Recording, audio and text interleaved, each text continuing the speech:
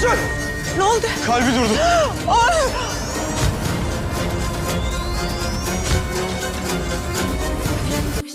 Evlenmemiş. Oh. Evlenmemiş. Ver şu silahı. Seni tekrar hapse sokmam. Ben seni asıl sokmam. Şerif'i ben vurdum. Aksini söyleyeni yakarım. Tansiyon 73. Dizimizin yeni bölümde İso Fadima'yı kaybetme korkusu yaşayacak. Elene'nin durumu ağır olacak. Kazada çok fazla kan kaybı yaşayacak. Elene için kan arayışı olacak. Adil kan verecek. Sevcan Elene'ye hastanede zarar vermek isteyecek. Oruç durumu fark edecek ve onu engelleyecek. Gazapta sırrı öğrenecek. Artık dizimiz ilk bölümdeki heyecanını elde edecek ve reytinglerde yükselmesi bekleniyor. Yeni bölümde korkunç kazanın ardından Fadima ve Elene hayatta olacak.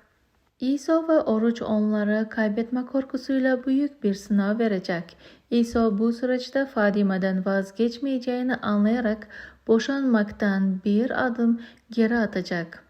Oruç ise Elene'ye yüzük alarak duygularını netleştirecek. Adil'in kanını Elene ile uyuşması babalık şüphelerini yeniden gündeme getirirken Gazap gerçeğin peşine düşecek ve Elene'nin Adil'in kızı olduğunu öğrenecek.